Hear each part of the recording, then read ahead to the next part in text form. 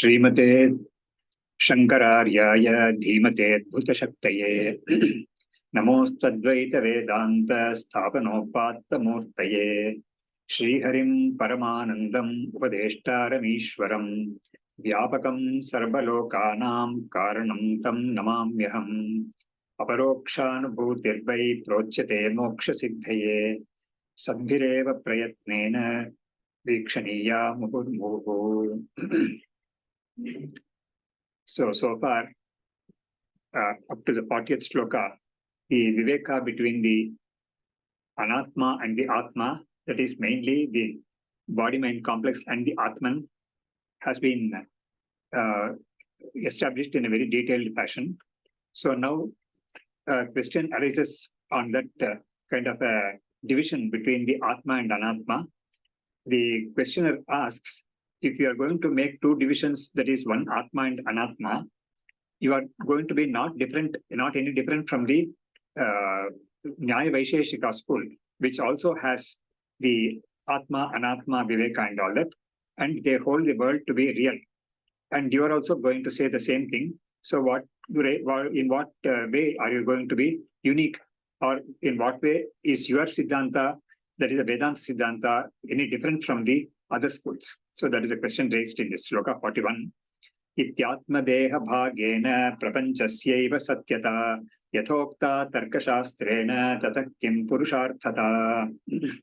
So the atma deha bhagena. So between the atma and the body, you are making a distinction. Prapanchasyaiva satyata. By doing that, you are only establishing or accepting the world to be real, because you have got two categories. One is atma and the other is deha. And from the body, the entire world also has to be taken. And then the world will be real and the atma also will be real. Yathokta tarkashastrena tatah kim purusharthata. Even the Tarkikas account for the world and the atma, and they hold the world to be real. So in what way are you going to achieve any greater fruit than the Tarkikas? Purushartha means the Purushartha of moksha, the questioner feels is not going to be attained by you because you are no different from the Tarkikas. So in the commentary, the Acharya says, Atha idanim atmano dehadvayatirikta pratipadanam anarthakam iti shankate. So the categorization between the distinction between the atma and the anatma, that categorization is not going to be of any use. So that is the question raised.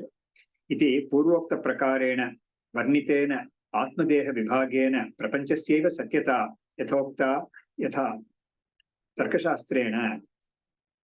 So by doing this, you are only saying what the Tarkikas have said.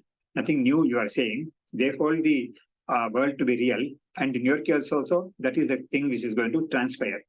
Tataha prapancha satyatva pratipadanat kim purusharthata utsita purusharthatvam bhaya nivritti abhava nityarthaha. So dvitiyadvai bhayam bhavati iti shrutehe. So the questioner asks this question not without any reasoning. He says that if you are going to accept the world as real, just as Tarkikas do, for you, the Vedanta, you adhere to the Vedanta, and the Vedanta says that from any second entity, there is going to be fear. So the second entity is not to be accepted as real. So in your case, the world, if it is real, it is also always going to give some kind of fear or the other. So there is not going to be deal. Moksha Purushartha will not be there. So that is the question or doubt. So the shloka, the Shruti says, Dvitiyadvai bhayam bhavati. So from a second entity, there is always fear. So the person who is facing a second entity can never rest at peace, because the second entity can cause fear at any time, any trouble at any time. So he cannot predict it at all. So this kind of permanent living in fear will be there. So how are you going to handle this question? Ityatma deha bhagena prapanchasyaiva satyata yathokta tarkashastrena tatah kim purusharthata. In the 42nd shloka, Ityatma deha bhedena dehatmatvam nivaritam idanim deha bhedasya hyasatvam sputamuchyate. So the Siddhanti Vedantin is replying, no, don't come to such a conclusion. By distinguishing the body from the Atman, what we have first of all done is the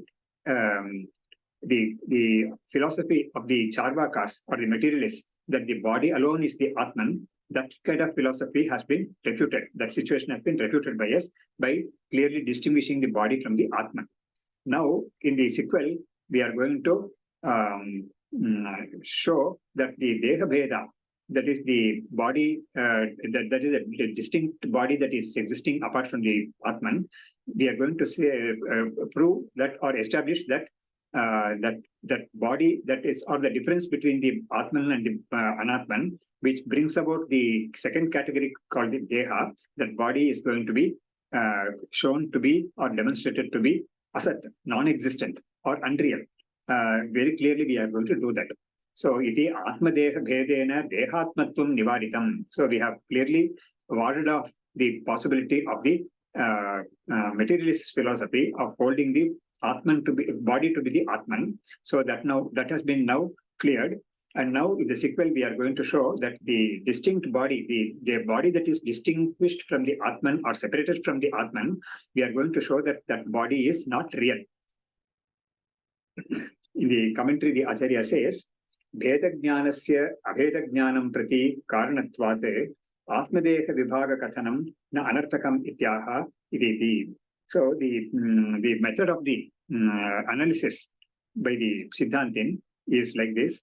We first distinguish the Anatman from the Atman or the Atman from the Anatman, and that distinguishing, the process of distinguishing culminates in holding or proving that the Anatman is unreal. So that is the claim of the Vedanta. Vedajnanasya abhedajnanam prati karanatvat. So the Vedajnana, that is the Atman is different from the body is different from the Atman. That Vedajnana, that difference will lead to the knowledge of Abheda, that is oneness. How? That is going to be demonstrated.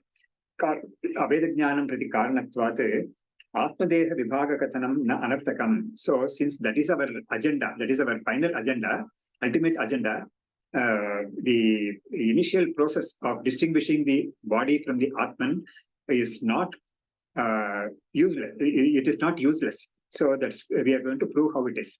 So iti purvoktena atmadeha bhedena atmanaha dehat pritakarnena dehasyaiva praptam charvaka matena atmatvam tannivaritam. So by distinguishing the Atman from the Anatman, that is the body, we have now warded off the materialist philosophy of holding the body alone to be the Atman. Tannivaritam. Idanim uttaragranthena tasya dehabedasya asatvam atmasattatirikta sattarahityam sputam spashtam yatha syat tatha hi iti prasiddham uchyate. So now in the sequel, that is from the next shloka onwards, we are going to establish that the body that has been distinguished from the Atman is not real. So what do we mean by not real? What we mean is that the body that is distinguished from the Atman does not have an existence apart from the Atman. So that is the way the Vedantin, the Advaita Vedantin demonstrates or brings about the Advaitic knowledge. So the Advaitic knowledge will be clearly spoken of only by showing that the Anatman, which is ordinarily thought to be a second entity, to be unreal in the sense that it doesn't have an existence apart from the Atman. So that is the way the Advaitin proceeds. So sputam spashtam yatha syat tatha hi prasiddham uchyate. So here we are going to do that in a very, very clear way, and that methodology is very popular in the Vedantic circles. So ityatmadeha bhedena dehatmatvam vinivaritam idanim deha bhedasya hyasatvam sputam uchyate. So in the 43rd shloka, he commences that demonstration. Chaitanyasyaika rupatvat bhedo yukto na karhichite jivatvam cha mrishat neyam rajau sarpagraho yatha. So Chaitanyasya Ekarupatvat. Because the Atman is of one nature, it is not of many, there is no manifoldness in the Atman, it is of only one nature.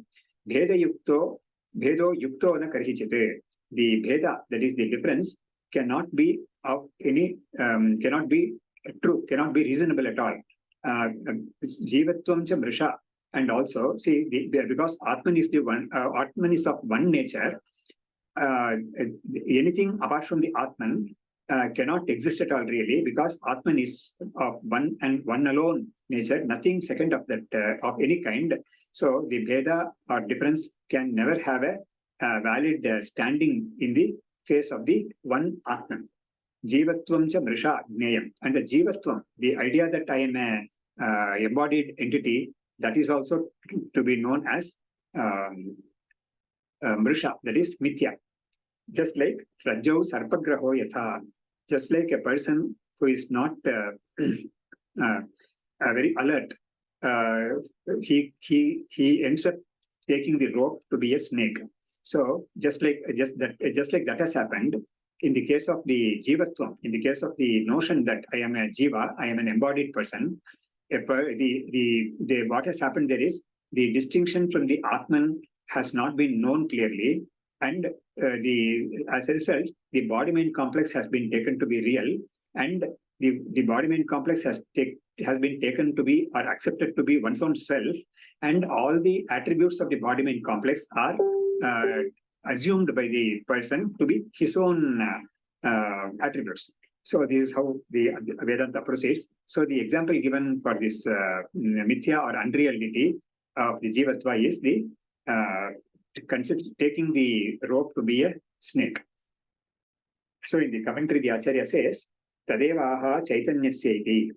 Chaitanyasya sarvabhuta bhautika prapancha adhisthana prakashasya. So Chaitanya means the pure consciousness, which is the one which illuminates the entire anatma.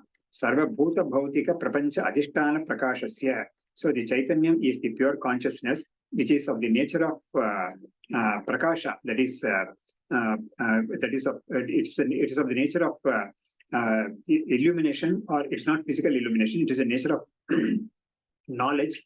And so what it does is sarvabhuta bhautika prapancha adhisthana prakashasya. So it is the substratum of all the entire world, which is made up of the elements. So the elemental world, which is made up of the elements, is having this Atman or the Chaitanyam as its substratum. So what it means is the entire world of elements, the Bhuta Bhautika Prapancha, is adhyastha. It is superimposed in this Atman.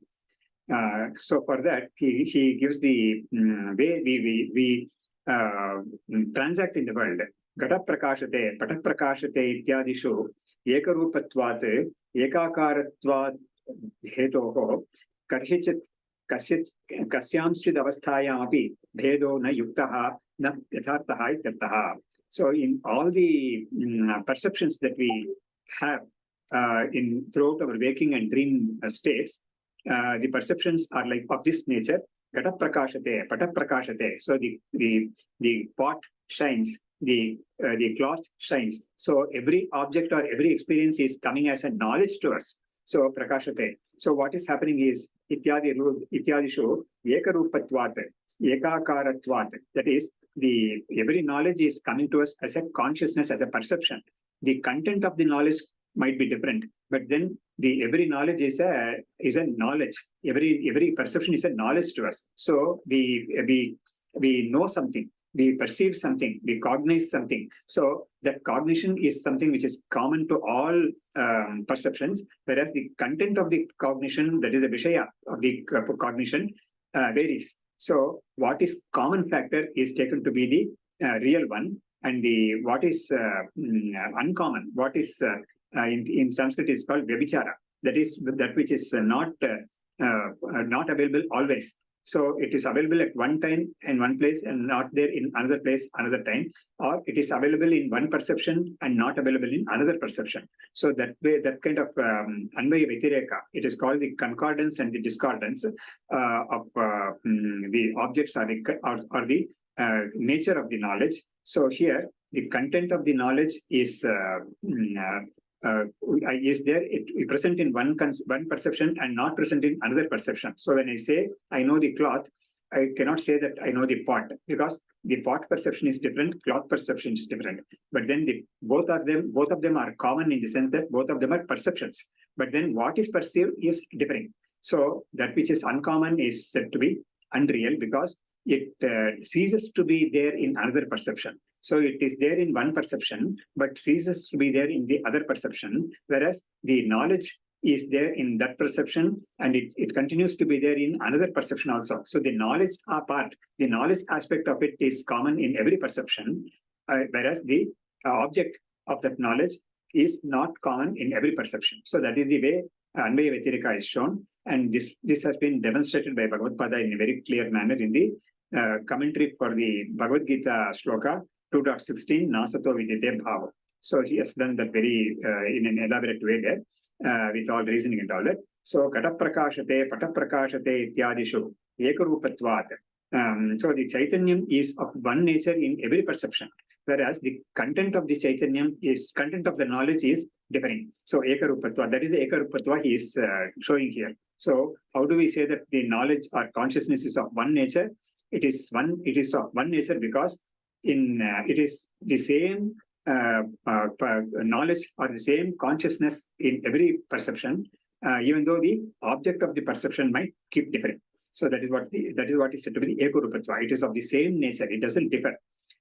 Karhichit, that is at no time, no point of time. Kasyanchita pyavasthaya vedo na yuktaha. So for this reason, at no time or no occasion, the idea of difference is reasonable. So the idea of difference is not real at all for this reason. So what real? The reality pertaining to the world, or the anything that is body main complex, or the outside world, that is the Bhuta Bhautika Prapancha. So the reality of the Bhuta Bhautika Prapancha is not there, or it is not real, because the Bhuta Bhautika Prapancha is known to us or recognized by us through knowledge, and the knowledge is there always continuing, whereas the object keeps varying. So what varies is not real, because it is there in one event and it is not there in another instance. In one instance it is there, in another instance it is not there. That is why Bhagavad Pada in the Taittiriya Upanishad Bhashyam, for the word Satyam, he gives a definition. Yadrupena yannishchitam tadrupam yat na vyavicharati tat satyam. So any entity which has been determined to be of one particular nature, and that one particular nature is not given up by that particular entity, then alone that entity can be said to be real. If that entity gives up the determined nature and becomes something else, then that entity can't be said to be Satyam. It has to be only unreal. He says it is Anrutam. It is not Satyam. So that's how the Satya Asatya Vibhaga has been made by Bhagavad Pada, and it is quite reasonable also. So here the Swami Vidyaranya stresses that out. Tarhi Jiva Bhedaha Satyaha Syat Itataha Jivatman iti. So in that case, the Jiva Bheda, that is the idea that I am a Jiva, why can't it be real? Satyaha syat itataha jivatvam iti. Jivatvam chakaro pirtaha. So in the shloka, jivatvam cha, so vrisha. So in the first line, it is said that the Chaitanyam is of one nature, and therefore therefore the difference, the idea of difference cannot be real. So in the second line, he says that the idea of the notion that one is a jiva, one is an embodied entity, that is also unreal. So for that he is commenting now, Jivatvam, the Chakaro apyartaha. Even the Jivatvam, apart from the Bheda, Jivatvam also is not real. That is the idea. Mrisha mithya gneyam. Mrisha means mritya. Mithya. That is unreal. Tad upadhehe eva antakarnadehe mayamayatvad ityartaha. So tad upadhehe, that is the jivatva, that is the jiva is someone who is having the Antakaranam as his upadhi. That is, the Antakaranam is the limiting adjunct he has, so that while the pure consciousness, the Atman is unlimited by anything, the the association with this manas or the antakaranam brings about a kind of a limitation to the Atman. So while the Atman is by itself, by nature it is all-pervading and never limited at all in time and space and all that. But in time, space and object-wise differences are not there for the Atman. Yet, because of the erroneous identification with the antakaranam or the manas or the buddhi, the Atman is as though limited. So that is what he says. So naturally, what happens is when a person considers himself to be the antakaranam, manas, the dharmas or the properties of the antakaranam also are taken to be one's own property by that. So the manas is the one which has the notion of difference, which has the notion of limitation, and it has the notion that I am a person, and I have a birth, I have a death, and things like that. So and I am miserable sometimes, I am happy sometimes. These things are all there. So these properties of the antakaranam are also wrongly attributed by a person or assumed by a person as though they are his properties or not.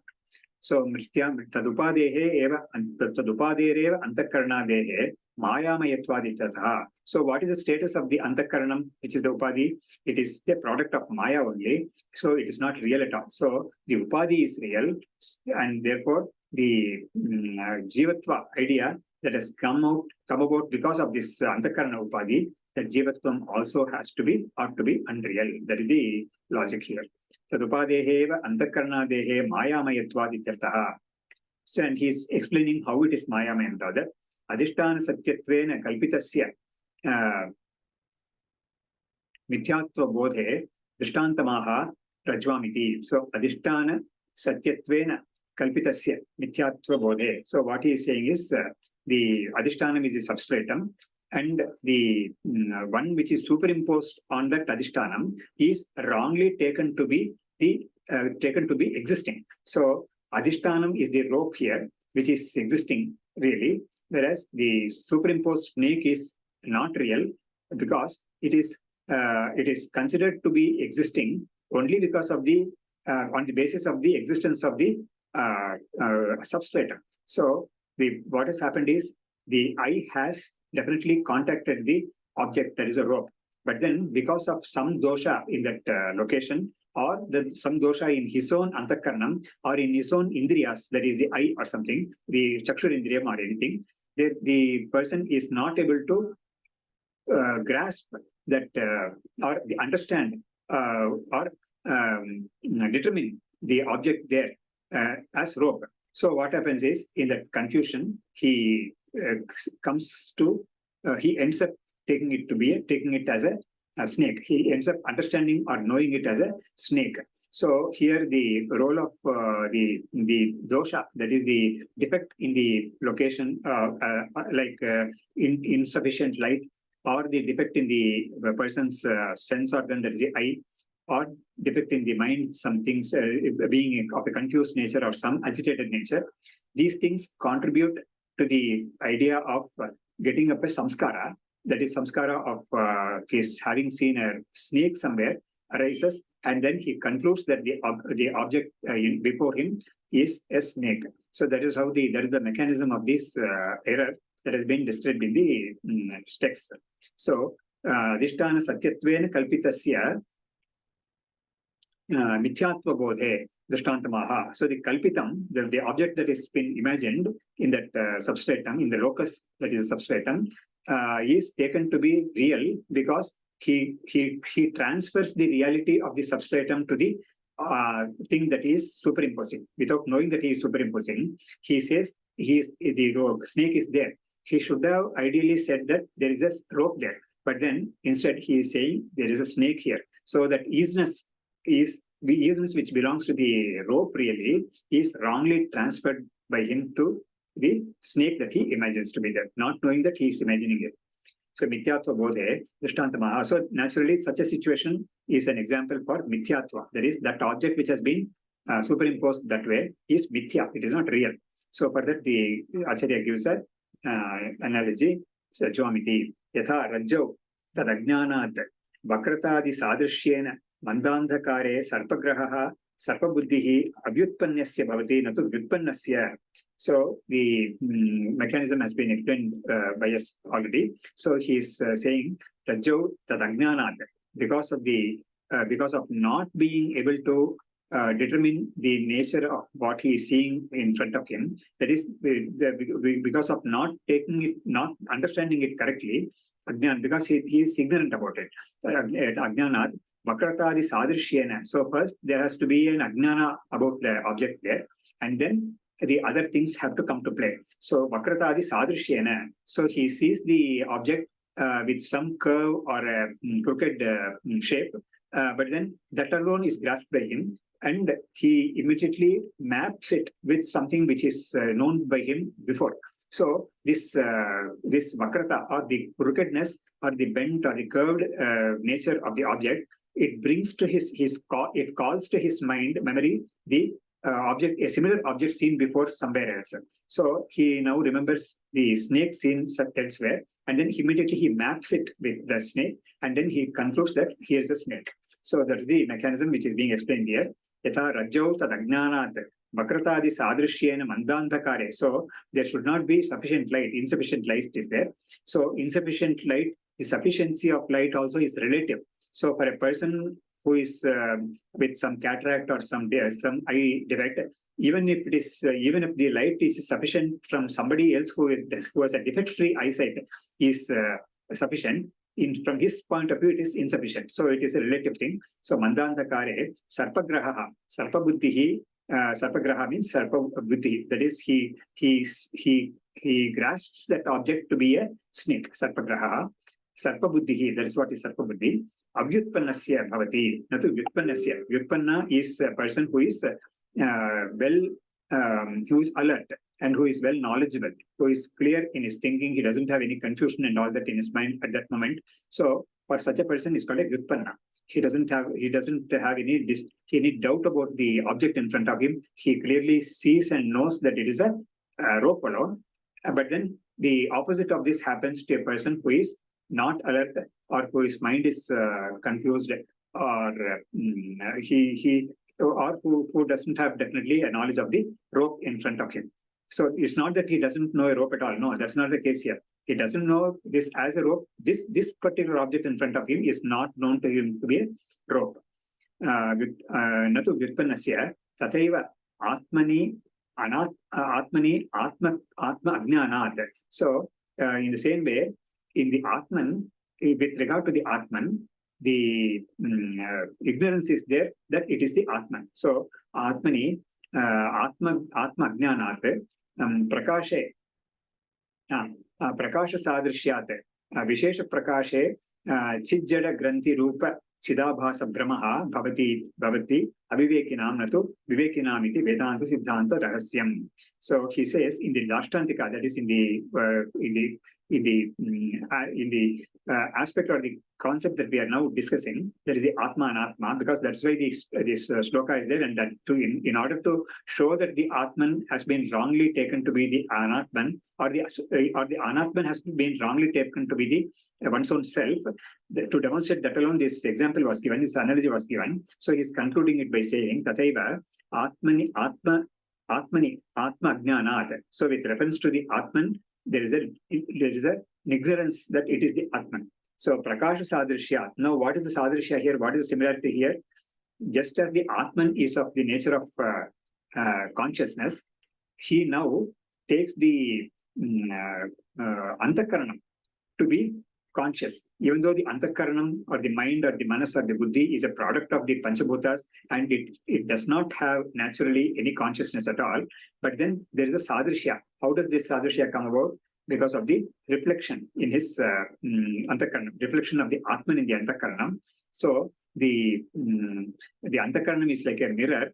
It is capable of capturing the light of the Antakaranam, or the light of the Atman. That is the consciousness of the Atman, because it is made of the very, very subtle Panchabhutas, the Antakaranam. So he wrongly thinks that the Antakaranam is sentient. So the sentience that does not belong to the Antakaranam is wrongly taken to be the sentience of the Antakaranam itself, because he is not able to distinguish between the Atman and the Antakaranam. So Prakasha Sadrishyat. So the Antakaranam is able to know things, it is able to analyze things and all that. So by that nature of the Antakaranam, he wrongly thinks that the Antakaranam is sentient. So Sadrishyat, Abhishesha Prakashe, Chijjada Granthi Rupa, Chidabhasa Brahmaha. So Abhishesha Prakashe, that is Sadrishyat, Abhishesha Prakasha is the distinction between the Atman and the Anatman is not there for him now. So the Vishesha, this is different, this is different. The Atman is different, the Manas is different. So that kind of a distinct grasp is not there for him now. Chijjada Granthi Rupa Chidabhasa Brahmaha. So Chidabhasa is the reflected consciousness. So Chijjada Rupa Chidabhasa Brahmaha. So Chijjada Granthi Rupa. So the Chit and the Achit. That is, the Chit is the Atma Chaitanyam and Achit is the Antakaranam, which is the insentient object. So these two come together in a very, very strange way. Initially, actually, by default, they can never come to be taken. There can never be a mix-up between the Chit and the Achit. That is the Atman and the Anatman. So this alone has been demonstrated. This alone is the opening subject, opening lines of the Adhyasa Bhashya. So, so he first says that the mixing up of the Atman and the Anatman can never ever happen at all because they are so clearly distinct from each other. But then he continues to say that Tatapi, even though this is the situation, there is a wrong identification with both because of Aviveka. So that's what he's saying here in this commentary. Prakasha Sadrishyate Abhishesha Prakasha. That is because of Aviveka. Chijjada Granthi. So that the knot, Granthi is a knot. That is, the Chit and the Achit have become as though one. But then there are two distinct things, but then there is a tight knot. So the tight knot is not possible for people to unknot or untie. So for that, the Vedanta is the only method of untying or the breaking this kind of a knot. So Chijjada Granthi Rupa Chidabhasa Brahmaha Bhavati. So Chidabhasa Brahmaha is to take the Chidabhasa to be oneself. Chidabhasa is the reflected consciousness. It is something like taking the image in the mirror to be oneself. So it is exactly of that nature, of that type. Bhavati avivekina natu vivekinamiti Vedanta Siddhanta Rahasyam. So only those who do not have the viveka between the Atman and Anatman end up taking the Anatman, that is the Antakaranam, to be oneself. Whereas those vivekis who are clearly able to distinguish between the Atman and the Anatman, they will not fall into this kind of a wrong idea, wrong erroneous situation. So here this commentary also ends. We can end this session here. Shri Harim Paramanandam Vedtaramishwaram Vyapakam Sarvalokanam Karanam Tam Namamyaham Aparokṣānubhūti Prokṣate Moksha Siddhaye Sadbhireva Prayatnena Vikshaniya Madurmuhu Shastram Shariram Imamsa Devastu Parameshwaraha Acharya Shankaracharya Santume Janmajanmani Vidyavinaya Sampannam Vetaragam Vivekinam Vande Vedanta Tattvagnam Vidushekara Bharati Om Tat Sat.